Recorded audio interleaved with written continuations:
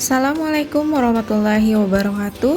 Halo semuanya, perkenalkan, nama saya Mutia Dwi Julianti, asal dari Provinsi Kepulauan Bangka Belitung. Saat ini saya sedang bertugas di Satker Kantor Wilayah Badan Pertanahan Nasional Provinsi Kepulauan Bangka Belitung. Materi ini dibuat dalam rangka memenuhi tugas Latsar Agenda 3 Tugas 1 tentang Learning Journal Substansi Materi Manajemen ASN, Pelayanan Publik, dan Whole of Government atau WOG. Materi pertama tentang manajemen ASN. Pegawai ASN adalah pegawai negeri sipil dan pegawai pemerintah dengan perjanjian kerja yang diangkat oleh pejabat pembina kepegawaian dan diserahi tugas dalam suatu jabatan pemerintahan atau diserahi tugas negara lainnya dan digaji berdasarkan peraturan perundang-undangan. Berdasarkan jenisnya, pegawai ASN terdiri atas 1. Pegawai negeri sipil atau PNS, 2. Pegawai pemerintah dengan perjanjian kerja atau P3K. Peran ASN. Pegawai ASN memiliki peran sebagai perencana, pelaksana, dan pengawas. Penyelenggaraan tugas umum pemerintahan dan pembangunan nasional melalui pelaksanaan kebijakan dan pelayanan publik yang profesional, bebas dari intervensi politik, serta bersih dari praktik korupsi, kolusi, dan nepotisme.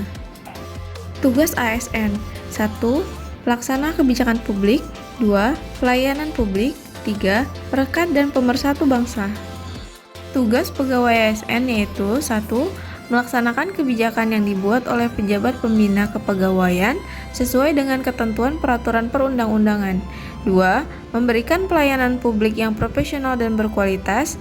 3. Mempererat persatuan dan kesatuan negara Kesatuan Republik Indonesia. PNS berhak memperoleh A.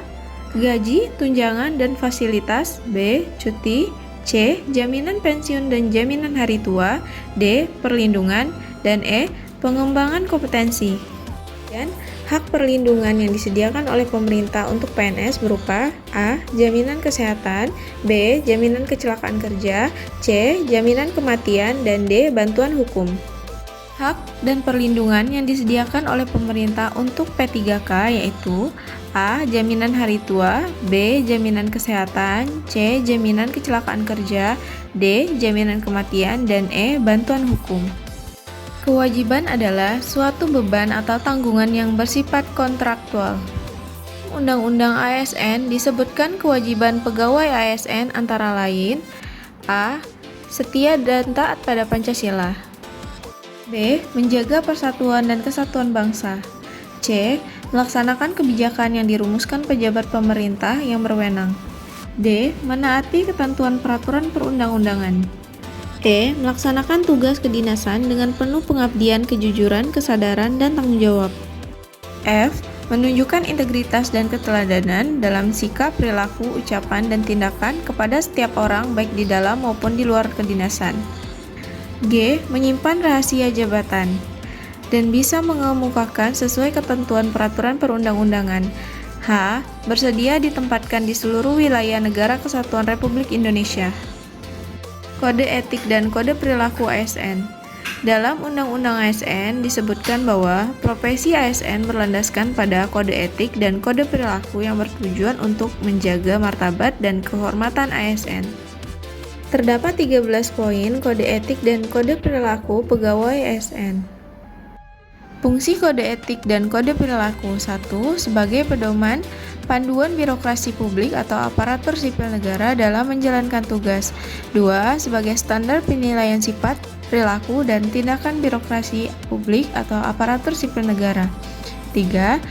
Etika birokrasi penting sebagai panduan norma bagi aparat birokrasi dalam menjalankan tugas pelayanan pada masyarakat.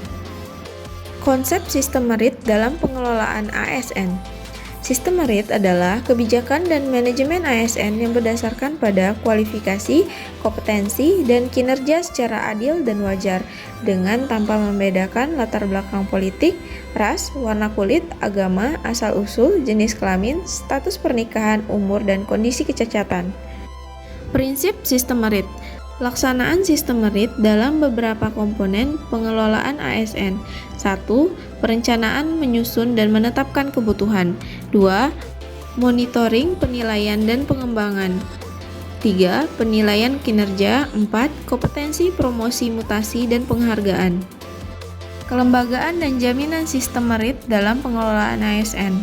Pertama, Komisi Aparatur Sipil Negara atau KASN yang diberi kewenangan untuk melakukan monitoring dan evaluasi pelaksanaan.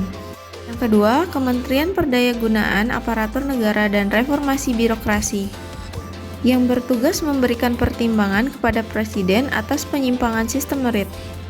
Mekanisme pengelolaan ASN. Pengelolaan atau manajemen ASN pada dasarnya adalah kebijakan dan praktek dalam pengelolaan aspek manusia atau sumber daya manusia dalam organisasi, termasuk dalam hal ini adalah pengadaan, penempatan, mutasi, promosi, pengembangan, penilaian, dan penghargaan. Mekanisme pengelolaan ASN lingkup manajemen PNS. A. Penyusunan dan penetapan kebutuhan. B. Pengadaan. C. Pangkat dan jabatan. D. Pengembangan karir. E. Pola karir. F. Promosi. G. Mutasi. H. Penilaian kerja. I. Penggajian dan tunjangan. J. Penghargaan. K. Disiplin. Dan L. Perlindungan. Manajemen P3K meliputi pengelolaan jabatan pimpinan tinggi atau JPT. Materi kedua tentang pelayanan publik. Berdasarkan Undang-Undang Nomor 25 Tahun 2009 disebutkan bahwa pelayanan publik adalah kegiatan atau rangkaian kegiatan dalam rangka pemenuhan kebutuhan pelayanan sesuai dengan peraturan perundang-undangan bagi setiap warga negara dan penduduk atas barang, jasa, dan atau pelayanan administrasi yang disediakan oleh penyelenggara pelayanan publik. 3 unsur penting dalam pelayanan publik. Yang pertama, organisasi penyelenggara pelayanan publik. 2. Penerima layanan atau pelanggan. 3. Kepuasan yang diberikan dan atau diterima oleh penerima layanan atau pelanggan. Prinsip-prinsip pelayanan publik. Yang pertama, partisipatif. Pemerintah perlu melibatkan masyarakat dalam merencanakan, melaksanakan, dan mengevaluasi hasilnya. Transparan. Keterbukaan informasi, persyaratan, prosedur, biaya, dan sejenisnya. Responsif. Sebagai klien masyarakat, birokrasi wajib mendengarkan aspirasi dan keinginan masyarakat. Tidak diskriminatif. Pemerintah tidak boleh membedakan antara satu warga dengan warga negara yang lainnya. Mudah dan murah. Biaya yang dibutuhkan oleh masyarakat untuk mendapatkan layanan tersebut terjangkau oleh seluruh warga negara. Efektif dan efisien, harus mampu mewujudkan tujuan-tujuan yang hendak dicapai. Aksesibel, dekat, terjangkau dengan kendaraan publik, mudah dilihat, gampang ditemukan, dan lain-lain. Akuntabel, semua bentuk penyelenggaraan pelayanan publik harus dapat dipertanggungjawabkan secara terbuka. Berkeadilan, melindungi warga negara dari praktik buruk yang dilakukan oleh warga negara lain. Dasar-dasar pelayanan publik. 1. Hak warga negara. 2. Diselenggarakan dengan pajak warga negara. 3. Tujuan strategis. 4. Memenuhi kebutuhan warga negara. 5. Melindungi warga negara. Hakikat pelayanan publik. Prinsip-prinsip pelayanan prima. 1. Responsif terhadap pelanggan atau memahami pelanggan. 2. Membangun visi dan misi pelayanan. 3. Menetapkan standar pelayanan dan ukuran kinerja pelayanan. 4. Pemberian pelatihan dan pengembangan pegawai. 5. Memberikan apresiasi kepada pegawai.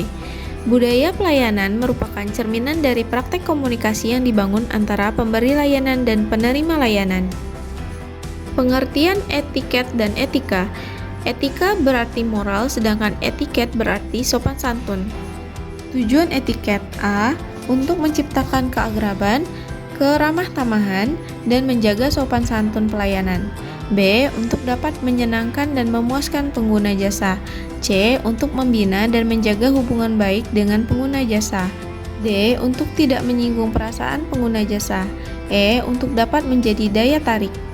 Dasar-dasar etiket. Pelayanan etiket yang baik diantaranya politeness atau sikap sopan, respectful atau sikap menghormati dan menghargai, attentive, sikap penuh perhatian, kooperatif atau sikap suka menolong, tolerance atau sikap tenggang rasa, informality atau sikap ramah. Etiket yang perlu diperhatikan oleh ASN. Manfaat dari etiket antara lain: 1. Komunikatif adalah memudahkan hubungan baik dan pandai membaca situasi. 2. Atraktif adalah mampu mencari bahan pembicaraan. Yang ketiga, respectable adalah menghargai orang lain.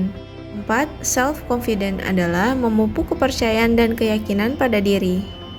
Dan materi ketiga yaitu tentang WOG atau Whole of Government. WOG yaitu sebuah upaya pendekatan kolaboratif pemerintahan dari keseluruhan sektor dalam ruang lingkup koordinasi yang lebih luas guna mencapai tujuan-tujuan pembangunan, kebijakan, manajemen program, dan pelayanan publik. Mengapa perlu whole of government? Pertama, dorongan publik untuk kerja good government. 2. Keberagaman. 3. Perkembangan teknologi dan informasi. 4. Ego sentral atau siloisasi. Bagaimana cara melaksanakannya? 1. Respon pemerintah terintegrasi. 2. Penguatan koordinasi antar lembaga. 3. Kerjasama antar instansi pemerintah. 4. Kolaborasi, koordinasi, dan sinergitas. Tantangan dalam praktek WOG: 1. Kapasitas SDM dan institusi. 2. Nilai dan budaya organisasi. 3. Kepemimpinan. Praktek WOG dalam pelayanan publik. WOG berdasarkan jenis praktiknya. 1. Pelayanan yang bersifat administratif. 2. Pelayanan jasa. 3. Pelayanan barang. 4. Pelayanan regulatif.